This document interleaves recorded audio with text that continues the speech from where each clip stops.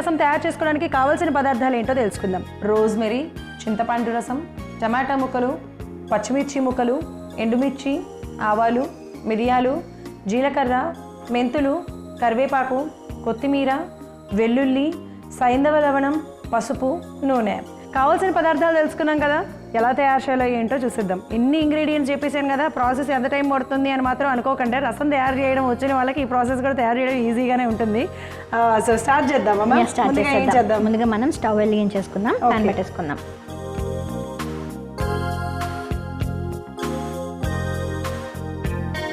Okay, so pan పెట్టుకున్నాము. ఇప్పుడు రసం అన్నాం కాబట్టి తగినంత నూనె, ఎక్కువ నూనె అవసరం లేదు. జస్ట్ పోపుకు కావాల్సిన ఒక 1 or 2 స్పూన్స్ వేసుకుంటే సరిపోతుంది. గరిటెలు వేయాల్సిన అవసరం లేదు. ఇక్కడ మనం ఇంకొక స్పూన్ కూడా వేస్తున్నాను, ఎందుకంటే టమాటా ముక్కలు ఇవన్నీ కూడా ఉన్నాయి కాబట్టి కొద్దిగా ఉడుకుతాయి. అవన్నీ వేసుకున్నాము. అది కొద్దిగా వేడవ్వాలి కాబట్టి వేడైన తర్వాత ఒక్కొక్క ఇంగ్రీడియంట్ కూడా వేసుకుందాం. ఈ రసాలు అంటే మామూలుగా మనం చిన్నపిల్లలందరికీ కూడా ఎక్కువ శాతము ఇలాగ లిక్విడ్ టైప్ ఆఫ్ రైస్ అంటే లిక్విడ్స్ ఇవ్వాలి ఎక్కువగా అంటూ ఉంటారు. రైస్లో కూడా గట్టిగా ఉన్నవి కాకుండా ఇలా పప్పు చారులో ఈజీగా వాళ్ళు, ఎందుకంటే చాలా మంది పిల్లలు నవలరు అనమాట, చక్కగా మింగేస్తూ ఉంటారు అనమాట. అందుకే నేను పిల్లలకి పెట్టే అన్నం కూడా కొంచెం మెత్తగా తయారు చేసి పెడతారు, ఎందుకంటే వాళ్ళు మింగినా కూడా అరుగుదల మంచిగా అయ్యి వాళ్ళకి కావాల్సిన పోషణాలు అన్నీ కూడా అందాలని చెప్పేసి. ఎందుకు ఏమిటి అసలు ఇది ఎలా పెట్టాలి, ఎవరెవరికి పెట్టాలి అనేది కూడా తెలుసుకుందాం. ముందుగా అయితే ఇక్కడ నూనె చక్కగా వేడైపోయింది. ఒక్కొక్కటి ఇంగ్రీడియంట్స్ యాడ్ చేసి ఆ తర్వాత మనం ఏంటి స్పెషాలిటీ అనేది తెలుసుకుందాం. ఫస్ట్ ఆవాలు వేసేద్దాం. ఎంత? 1 స్పూన్ వేసేద్దాం. సో ఆవాలు, తర్వాత జీలకర్ర కూడా 1 స్పూన్. జీలకర్ర, మెంతులు కూడా 1 స్పూన్. సో మెంతులు కూడా వేసుకుంటాం. మామూలుగా మనం కొంతమంది పప్పు చారులలో, ముక్కల పులుసుల్లో, సాంబార్లలో డైరెక్ట్గా మెంతులు వేసుకుంటూ ఉంటాము. అలాగే ఇవాళ మనం దీంట్లో అంటే ఈ రసంలో కూడా వేసుకుంటున్నాం అనమాట. మరి మిరియాలు డైరెక్ట్ ఇప్పుడేనా దంచాలి? కొంచెం చివర్లో వేసుకుందాం రసం మరుగుతున్నప్పుడు. మరి ఇప్పుడు దీంట్లో అలాగే ఎండుమిర్చి కూడా వేసుకుందామా?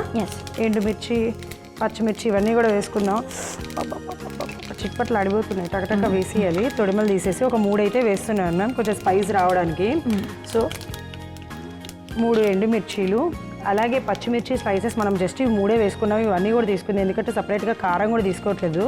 ఇవి వేసేటప్పుడు మాత్రమే నేను మేడం ఇంకా చూడను, ఎందుకంటే ఆపే అంటారు, అందుకని నేనే వేసేస్తాను. కానీ రసం కదా, ఎందుకంటే ఇది కొంచెం ఘాటుగా ఉండాలని చెప్పేసి మనము వేస్తున్నాము.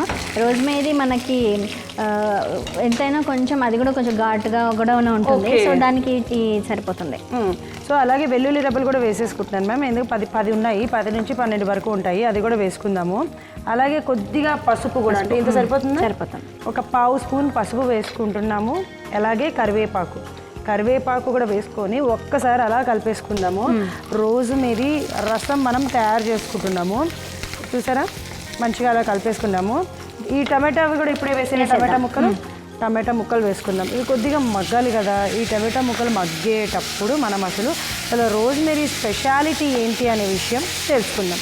సో ఇప్పుడు చెప్పండి మ్యామ్, మామూలుగా అయితే రోజ్మెరీ ఈ మధ్యకాలంలో నూనె తలకి పట్టిస్తే జుట్టు ఊడదు, అది ఊడట్లేదు అని అంటున్నారు.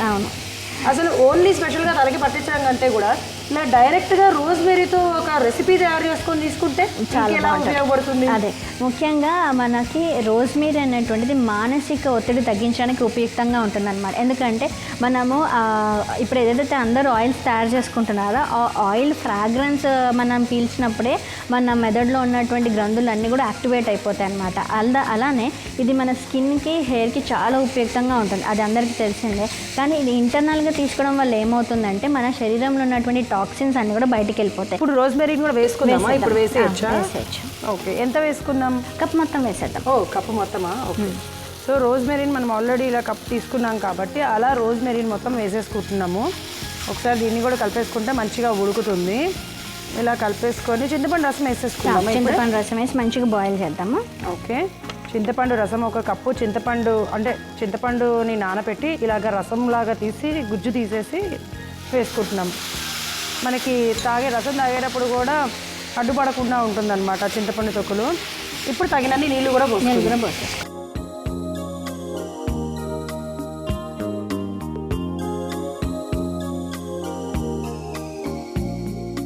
ఓకే, ఇలా పోసుకున్నాం కాబట్టి దీంట్లో సైంధవ లవణం కూడా వేసేస్తాం ఒకేసారి.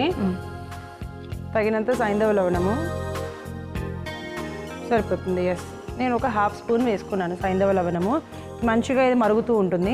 అండ్ ఈ రోజ్మెరీ ఆయిల్ ఇప్పుడు మీరు అన్నట్టుగా టాక్సిన్స్ని బయటకు పంపించేస్తుంది అని అన్నారు కదా, అంటే ఇది మనకి వెయిట్ లాస్కి కూడా ఉపయోగపడుతుంది అంటారా? వెయిట్ లాస్కి కూడా ఉపయోగపడుతుంది, కొలెస్ట్రాల్ తగ్గించడానికి కూడా ఉపయోగపడుతుంది.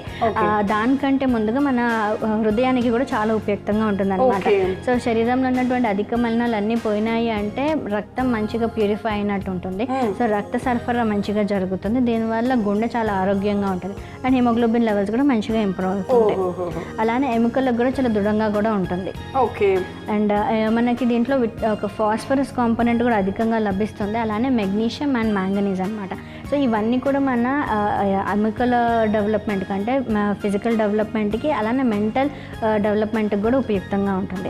అందుకని చిన్నపిల్లలకు కూడా పెట్టచ్చు, మనం పెద్దవాళ్ళకి కూడా పెట్టచ్చు. అండ్ మెమరీ లాస్ అని చెప్పాను చూసారా, మెమరీ ఇంప్రూవ్ చేస్తుంది. సో ఎవరైతే మెమరీ లాస్ అంటే ఏదైనా డిజీజ్ వల్ల కానీ లేకపోతే ఏజ్ వల్ల కానీ వచ్చేటువంటి మెమరీ లాస్ని కూడా కవర్ చేయడానికి ఇది బాగా ఉపయుక్తంగా ఉంటుంది. ఓకే, అంటే ఈ రోజ్మెరీని కనుక మనం ఇలాగా ఒక రెసిపీ విధంగా తయారు చేసుకొని తీసుకున్నట్లయితే అటు మనం మానసికంగా ఇటు శారీరకంగా రెండు విధాలుగా కూడా ఆరోగ్యంగా ఉంటాం.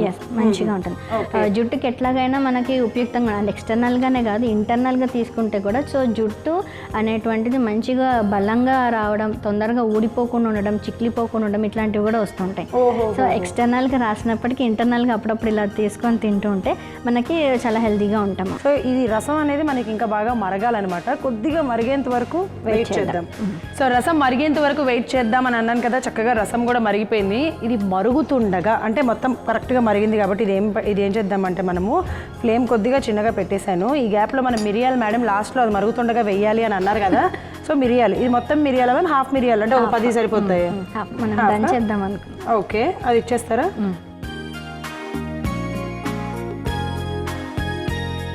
సో మిరియాలు దంచేసుకుందాము. ఒక హాఫ్ మిరియాలు అన్నారు కాబట్టి చూడండి, నేను ఒక హాఫ్ మిరియాలు తీసుకుంటున్నాను. మనం మిరియాల పౌడర్ కూడా వేసుకోవచ్చు, కానీ ఇలా దంచి వేస్తే ఆ సగం మంచిగా క్రష్ అయ్యి వస్తున్న పౌడర్ ఉంటుంది కదా, సో అది బాయిల్ అయినప్పుడు ఇంకా చాలా టేస్టీగా ఉంటుంది అనమాట. ఓకే,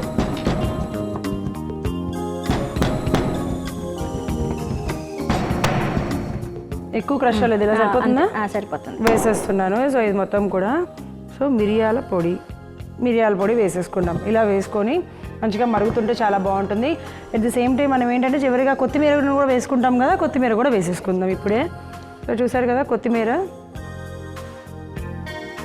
కొత్తిమీరను కూడా వేసేసుకున్నాము.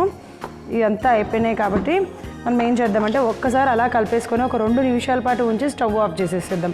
ఎవరైనా తీసుకోవచ్చు కదా మేము రోజ్మెరీ? ఎవరైనా తీసుకోవచ్చు, వీళ్ళు తీసుకోకూడదు అనేది ఏం లేదు. చిన్నపిల్లలకు కూడా పెట్టచ్చు చక్కగా. సో పెద్దవాళ్ళకి అందరు కూడా ఉపయుక్తంగా ఉంటుంది. ఓకే, సో ఇప్పుడు స్టవ్ ఆఫ్ చేసి బౌల్లోకి వేసేసుకుందామా? ఓకే, చక్కగా మరిగిపోయింది. ఆ మిరియాల ఘాటు ఇవన్నీ వచ్చేస్తాయి. ఇప్పుడు మనము బౌల్లో వేసేసుకుందాం.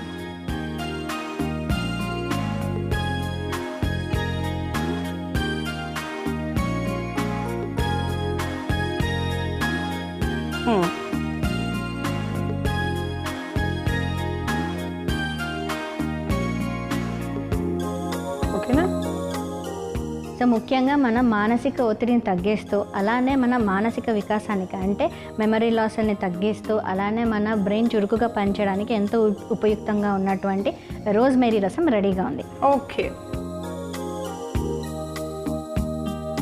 రోజ్మెరీ రసం తయారు చేసుకోవడానికి కావాల్సిన పదార్థాలు: రోజ్మెరీ, చింతపండు రసం, టమాటా ముక్కలు, పచ్చిమిర్చి ముక్కలు, ఎండుమిర్చి, ఆవాలు, మిరియాలు, జీలకర్ర, మెంతులు, కరివేపాకు, కొత్తిమీర, వెల్లుల్లి, సైంధవ లవణం, పసుపు, నూనె. రోజ్మెరీ రసం తయారు చేసుకునే విధానం: ముందుగా స్టవ్ వెలిగించి ప్యాన్ పెట్టుకొని 2 చెంచాల నూనె వేసి వేడి చేసుకోవాలి. నూనె వేడయ్యాక 1 చెంచా ఆవాలు, 1 చెంచా జీలకర్ర, 1 చెంచా మెంతులు, ఎండుమిర్చి, పచ్చిమిర్చి, వెల్లుల్లి రెబ్బలు, 1/2 చెంచా పసుపు, కరివేపాకు, అలాగే 1 కప్పు టమాటా ముక్కలు వేసి కలిపి చక్కగా ఉడికించుకోవాలి.